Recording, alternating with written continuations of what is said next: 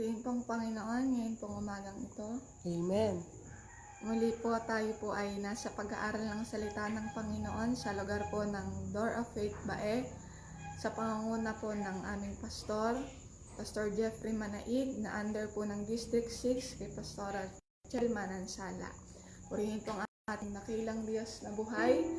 Tayo po ay magpasimulang magpuri sa Kanya. Hallelujah. Hallelujah. Luwalhati po sa inyo, Panginoon.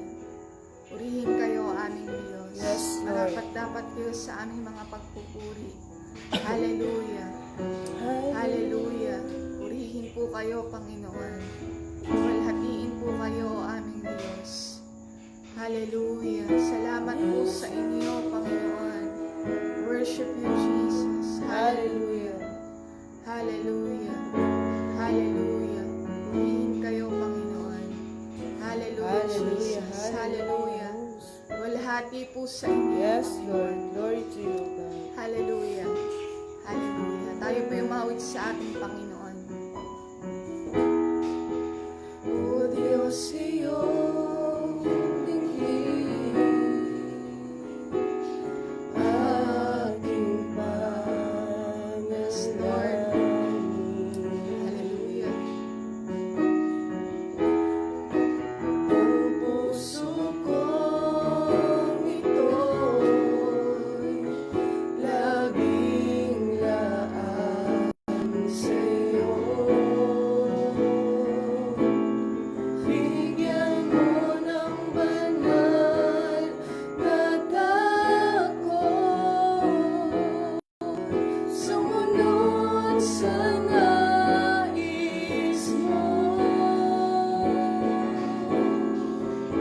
Naisinawa ng aking puso ay kalooban mo sa buhay ko. Minsan pa po. Hallelujah. O Diyos, iyong dinggin, aking panalangin.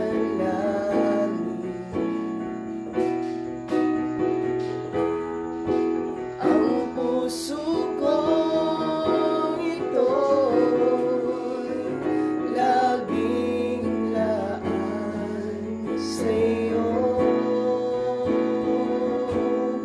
Bigyan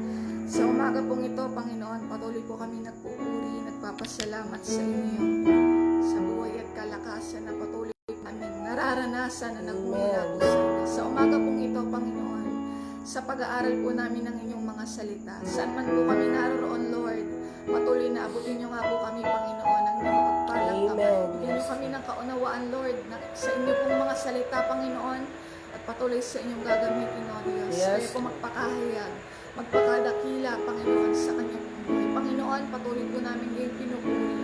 Patuloy namin kayong pinasasalamatan, Panginoon. Ang katagumpayan po ng gawain niyo sa inyo po namin ipinagkakati.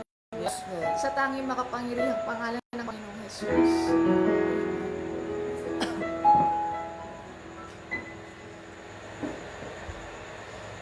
Good morning po sa ating lahat, higit sa ating Panginoon. At sa umagang ito ay minsan pa makapag-aral tayo ng kanya pong mga salita. Purihin po ang dakilang pangalan ng Panginoon. Kung meron po tayong banal na kasulatan, mga kapatid, makipagbukas po tayo sa Aklat ng Pilipos, Kapitulo 4, talatang 6 hanggang 7. Ulit ko po sa Pilipos chapter 4, verse 6-7. Ang sabi po ng salita ng Panginoon, huwag kayong mabalisa tungkol sa anumang bagay, sa halip ay hingin ninyo sa Diyos ang lahat ng inyong kailangan sa pamamagitan ng panalangin may pasasalamat. 7. At ang di malirip na kapayapaan ng Diyos ang mag-iingat sa inyong puso at pag-iisip sa pamamagitan ni Kristo Jesus. Amen. Purihin po ang salita ng Panginoon. Hallelujah. Sa umagang ito, ang pag-uusapan po natin ay breath, pray, and let go. Amen. So, purihin po ang Panginoon, mga kapatid, sa ating buhay, likas na sa ating mga tao, na makaranas tayo, o normal na para sa atin, na makaranas tayo ng mga stress, mga pagdududa sa buhay na ito, o yung mga anxiety. Amen. At likas ito sa ating mga buhay na makaranas ng iba't ibang klase ng mga pagsubok, problema, alalahanin, amen, na maaring iparanas sa atin ng kaaway para tayo ay hindi makapagpatuloy sa ministeryong ipinagkatiwala sa atin ng Panginoon. Amen. Pero mga kapatid, napaganda ng ating pag-uusapan sa umagang ito. Kung meron ka ngayon sa umagang ito ng mga alalahanin o isipin, na para bang hindi na natin mapagtagumpayan, amen, nandyan po ang Panginoon. Handa tayong tulungan ng Diyos sa anumang bagay, sa anumang pinagdaraanan mo ngayon. Amen. Maaring iba't iba yung pinagdaraanan natin sa mga oras na ito. Amen. At kung ating susumahin, sa nangyari na kalamidad sa ating bansa o sa iba't ibang bansa pa, ay marami po talagang para bang nai-stress sa mga bagay na nangyari. Amen. Maraming nawalan ng trabaho, tapos ang dami mong pambayarin, sa bahay, o meron kang mga problema pa na iba na dinadala sa buhay mo.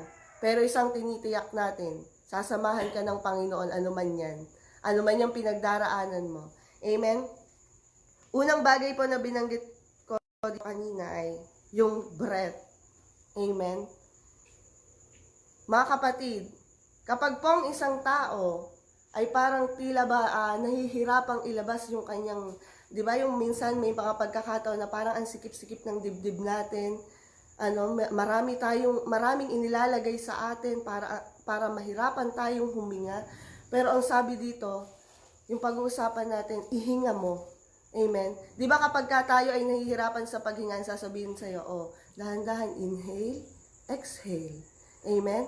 Huminga ka ng may dahan-dahan lang at ilabas mo. Amen. Ganon ang sinasabi sa atin kapag hirapan tayong ilabas yung ating mga, alam niyo po yung paghinga natin, nahihirapan tayo. Pero ang sabi ng Panginoon dyan sa verse 6, huwag kayong mabalisa tungkol sa anumang bagay. Amen. Mga kapatid, naniniwala ba tayo na ito ay isang command ng Panginoon para po sa atin? Ito ay inutos ng Panginoon. Sabi ng Panginoon dyan, huwag kayong mabalisa tungkol sa anumang bagay. Kapag sinabing anumang bagay, ibig sabihin sa lahat na. Amen? Wala na tayong dapat alalahanin. Amen? Do not be anxious. Amen? Maniwala ka sa Panginoon. Nasasamahan tayo ng Panginoon. At once na, ang sabi dito, ihinga mo lahat sa Panginoon, ano yung bigat na nararamdaman mo sa mga oras na ito, Ano yung daladala mo ngayon na para bang nakapagpapahina ng ating pananampalataya sa Panginoon? Ihinga natin lahat ng ito sa Diyos. Amen? At pagagaanin ng Panginoon yung nararamdaman mo sa oras na ito. Pagagaanin ng Panginoon yung mga pinagdaraanan mo. Amen? Amen. Naalala ko po, yung aking nanay sa kanyang paglilingkod sa Panginoon, ay dumating sa punto na meron po siyang ipinagpe-pray na kapatid ko. Amen? At dahil po kami ng nanay ko ay full-time sa paglilingkod sa Panginoon, naiiwan po yung kapatid ko sa bahay. At sa hindi namin inaasahang pagkakataon ay siya pala po ay napapabarkada na. At tuwing uuwi ang nanay ko ay napapansin niya na bakit para bang may kakaiba dun sa kapatid ko. At to make the long story short, napabarkada po siya at napasama siya sa paggamit ng pinagbabawal na gamot. At noong mga panahon na yon, balisang-balisa po yung nanay ko, at kailangan niya na mahihingahan. So habang siya ay nagsasabi sa akin, sa amin pong mga tagapanguna, at inihinga niya ito sa Panginoon. Amen? Alam niyo po, naging maluwag para sa kanya na may marinig siyang mga payo, may marinig siya na mga magsasabi sa kanya ano ba yung mga dapat gawin. Amen? At una higit sa lahat, inihinga niya ito sa Panginoon. Ano ba yung dapat niyang gawin? Panginoon, tulungan niyo ako. Ano ba yung pwede kong gawin? Amen? At pangalawang bagay na nababanggitin natin dito, pray. Pagkatapos inihinga ng nanay ko, yung kanya bang parang, Panginoon, bakit gano'n? Naglilingkod naman po kami sa inyo, pero yung pamilya mo ay tinitirang mabuti ng kaaway. Amen? Sa kabila ng paglilingkod mo, kapatid, yung mga mahal mo sa buhay, hindi lalayo ang kaaway, tirahin niya ng kaaway. Amen. Pero sa pagpapatuloy ng nanay ko, nanalangin siya. One time naaalala ko po, devotion din po yun. Iyak siya ng iyak sa Lord. At nagtataka ako, puro naririnig kong binabanggit niya ay pangalan ng kapatid ko. Alam niyo po, ang pray lang ng nanay ko na naririnig ko. Ang sabi niya, Panginoon, tulungan niyo po na matigil at mawala ang ginagawa nitong anak ko. Amen. Na paggamit po ng pinagbabawal na gamot. Alam niyo po, 6 po natapos ang devotion namin sa lugar na ito. At alas 10 tumugon ng Panginoon. Alas 10 ng umaga, hinuli po yung kapatid ko. Amen. Para bang kung iisipin mo, Panginoon, nanalangin kami na mawala o hindi na magtuloy-tuloy yung paggamit ng kapatid ko. Pero ang kaparaanan ng Diyos, nahuli siya alas 10 ng umaga. Amen. Parang sa tingin ng marami, ang pangit, naglilingkod tong mag-anak na to sa Panginoon. Pero yung anak nila, hindi na ipagtanggol ng Diyos. Maaring sa kaisipan ng mga tao, hindi na ipagtanggol yung kapatid namin. Pero sa kaisipan natin, ng mga Kristiyano, ito ay mabuting paraan ng Panginoon. Amen. Na sa pangit na sitwasyon na nangyayari, manalangin ka, kapatid, tutugon ng Panginoon. Amen. Kaya lang minsan, nagiging pangit sa paningin natin yung tugon ng Diyos kasi nga, against sa'yo yung tugon ng Panginoon. Pero kapag nanindigan ka, nanalangin ka na sa Panginoon, magtiwala ka na. Amen? Yung pananalangin may pasasalamat, ang sabi diyan ng Panginoon sa verse, ang sabi ng salita ng Diyos, sabi diyan ay, sa halip ay hingin ninyo sa Diyos ang lahat ng inyong kailangan sa pamagitan ng pananalangin, may pasalamat. Kailan ka magpapasalamat sa Panginoon? Kapag okay lang yung sagot ng Diyos? Kapag tama lang dun sa panalangin na gusto mong maging tugon sa iyo ng Panginoon? Paano kung ang tugon ng Diyos ay parang pangit sa paningin natin? Magpapasalamat pa po ba tayo sa Panginoon? Amen? At itong magandang bagay na ginawa ng Panginoon. Habang kami nananalangin, alam niyo pa mga kapatid, pinagbabayaran hanggang sa ngayon ng kapatid ko, 2 taon na po siya sa December 17. Pero purihin ng Panginoon sa pagpapatuloy ng pananalangin namin sa Lord. Kahapon po, nag-asikaso kami ng papers. Purihin ng Panginoon, wala nang ibang papel na hinihingi sa amin, kundi yung certification para po ma-release siya.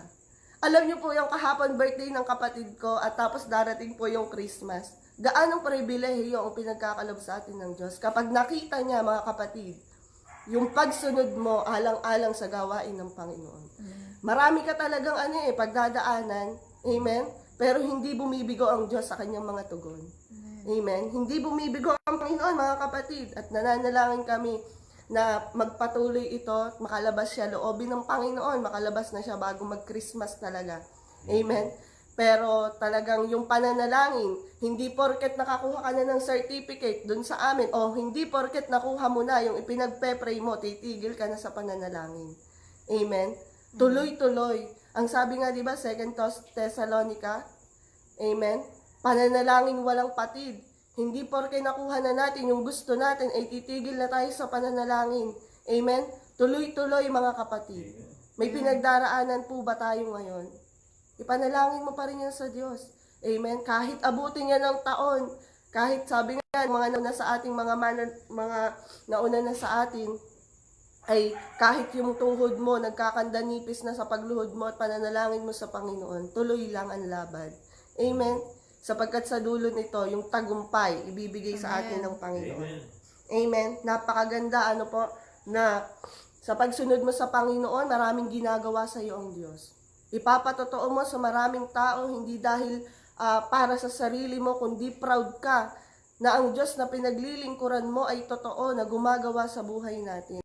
Amen. Matuto tayong magpasalamat lagi sa ating Panginoon. Pangatlong bagay, yung let go. Amen. Ibigay mo na sa Panginoon. Una, na ihinga mo na sa Kanya. Pangalawa, nanalangin ka na sa Panginoon. Pangatlong bagay na gagawin mo, bitawan mo na. Amen. Na ilapit mo na yan sa Panginoon, huwag ka nang mag-alala.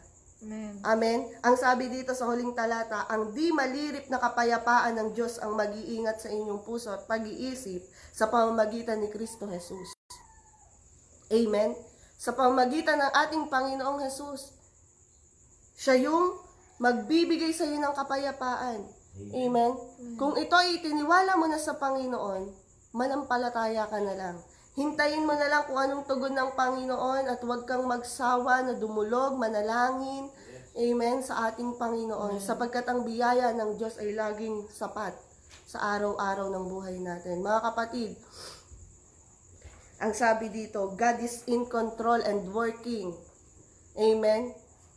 Kahit anong sitwasyon mo ngayon, gagawa sa buhay mo ang Panginoon. Kasi siya yung may control sa buhay mo.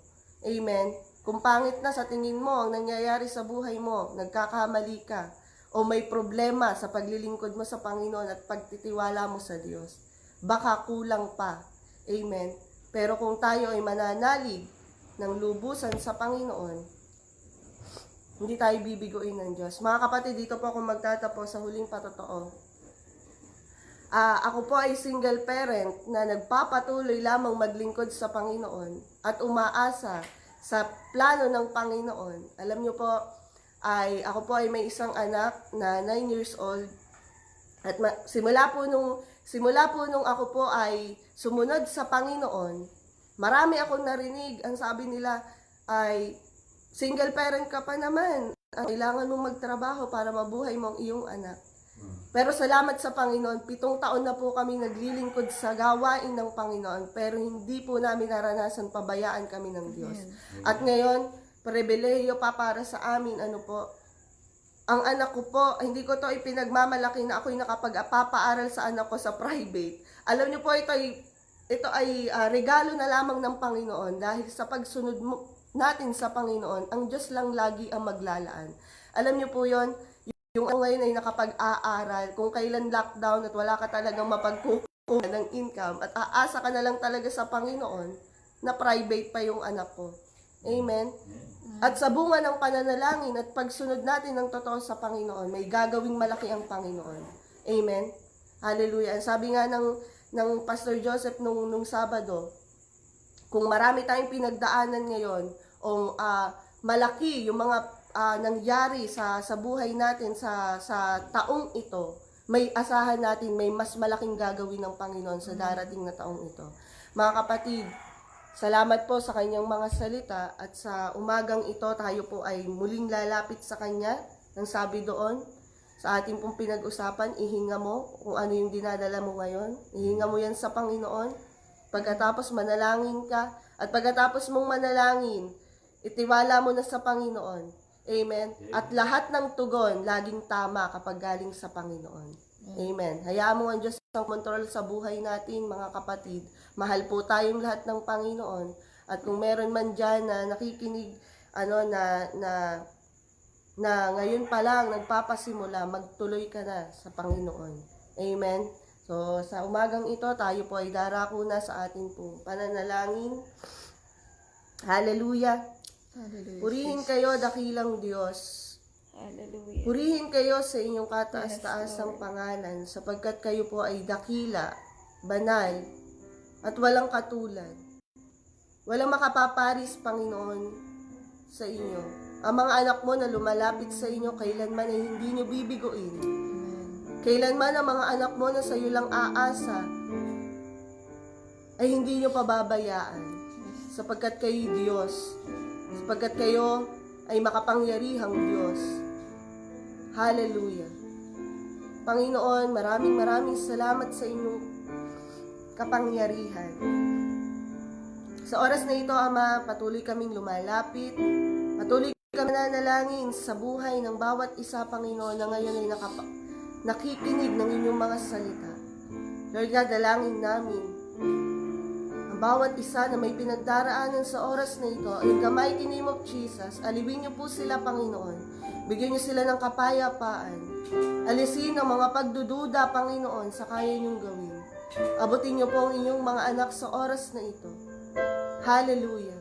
Bigyan niyo ng kapayapaan, Panginoon.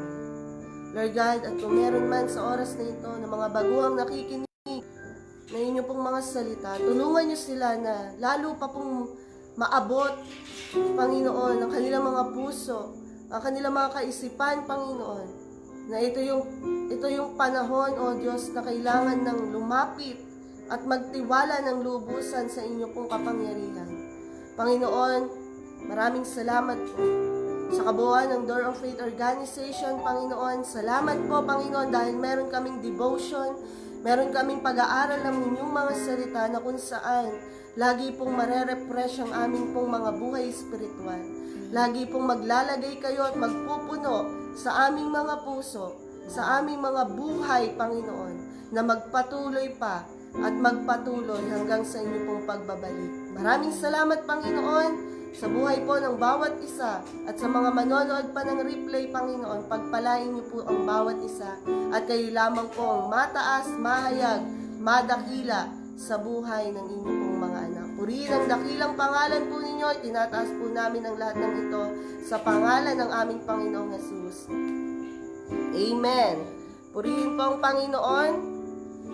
At sa oras na ito po, pagpalain po tayong lahat ng Diyos sa lahat ng ating gagawin. At God bless po sa ating lahat.